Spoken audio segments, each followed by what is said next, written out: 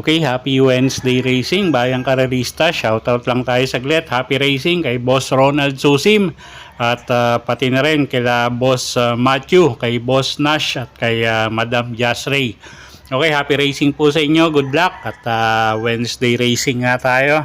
At usual schedule tayo, no? 7 karera, start time ng race 1 alas 5 ng hapon. Okay, so medyo may kahirapan din ng konti, no, yung karera natin ngayon. So simulan na natin yung mga giya natin para sa araw ng Miyerkules, August 21, 2024. Okay, race 1 tayo. Start ng winner take all. 3-year-old and above maiden race. Distansya natin dito 1,400 meters. Okay, first choice natin yung numero 6 na rin na si Star of the Show, Charles Reyes, yung re-renta dyan. At medyo magang na yung laban niya ngayon, no? Talagang natatapat lang to sa mga mabibigat na or magagaling na kalaban. So tingin ko ngayon magandang pagkakataon na para manalo. Second choice na rin natin yung kalahok numero 2 na si Raining in Manila, Mark Angelo Alvarez, yung re-renta dyan, cambio jinete. At medyo maganda rin itinakbo niya nakaraan. So pag nag-improve yung takbo niyan ngayon, tingin ko malaki rin panalo niyan. Okay, so sa race number 1, ang first choice nga natin, numero 6, Star of the Show. Second choice, numero 2, Raining in Manila. Okay, race 2 tayo. Class 5, 6 to 10 bracket. Start ng peak 6, distansya 1,200 meters. Okay, first choice natin dito, kalahok numero 3, Glenda's Magic. Diyan Alvin Gusi yung sasakay dyan. Medyo gumangin laban niya at tingin ko medyo pabor yung distansya sa kanya, no? Although may mga matutulin din dito, pero tingin ko kaya niya unahan. So first choice natin yan, numero 3, Glenda's Magic. Second choice natin, kalahok numero 4, Tenteng Enteng, MR Elios, yung re-renta dyan. Madehado pa to at medyo magandang pangdehado yan at pangsama sa exotic. Okay, so sa race number 2, ang first choice nga natin, kalahok numero 3, Glenda's Magic. Second choice, numero 3, Tenteng Enteng. Okay, race 3 tayo, class 5-5. Placers, distansya 1,200 meters, start ng peak 5. First choice natin, numero 2, My Sweet Valentine.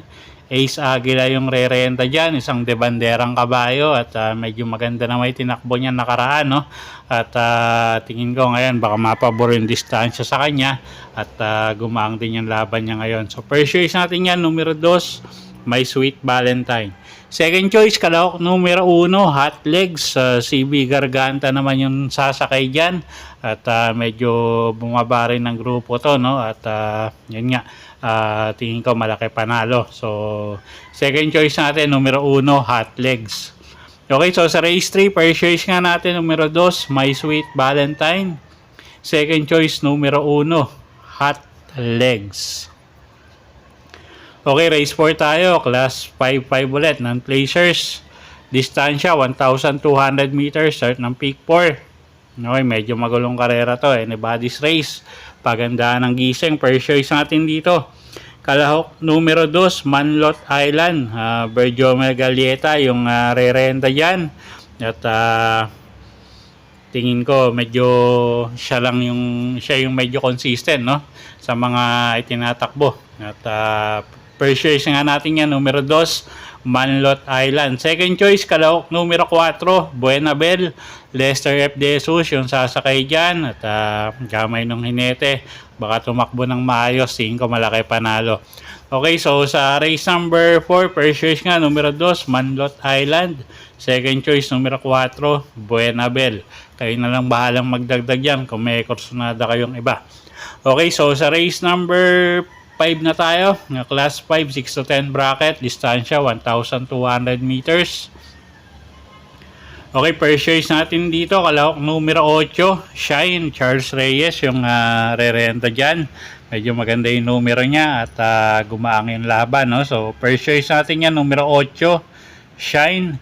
Second choice natin yung kalahok numero 5 na si Instant Message. Sasakyan naman yan ni Noel Lunar at isang dramating kabayo. At tingin ko may panalo rin, no? At third choice natin dito, kalahok numero 1, Golden 8. Sasakyan ni Michael Diaz de Jesus.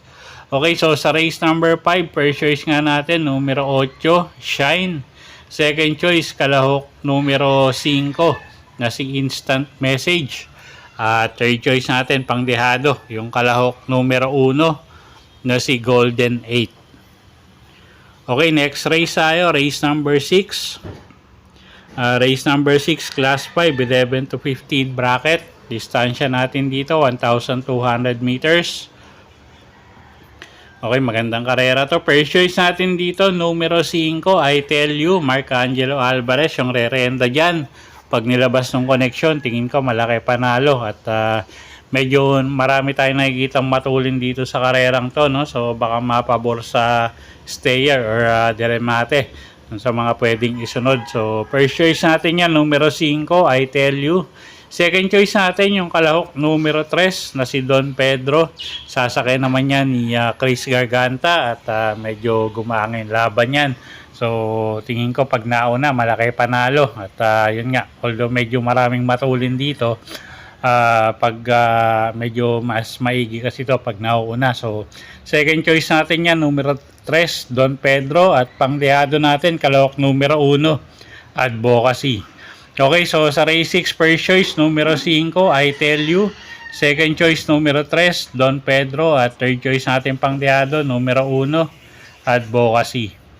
Okay, race 7 tayo. Last and final race for the day. Class 5, 6 to 10 bracket. Distansya, 1,400 meters. First choice natin dito, numero 1, Day Sex Machina. Alison Pabilik, yung sasakay dyan. Gamay ng hinete at tingin ko medyo gumangin laban. So first choice natin yan, numero 1, Day Sex Machina. Ang second choice natin yung kalahok numero 5 na si Cool Mom.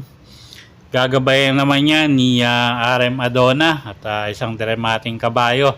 At second choice nga natin yan. At third choice natin dito, pangdehado, yung kalahok numero 9 na si Lucky 222. Sasakay naman yan ni John Alvin Guse.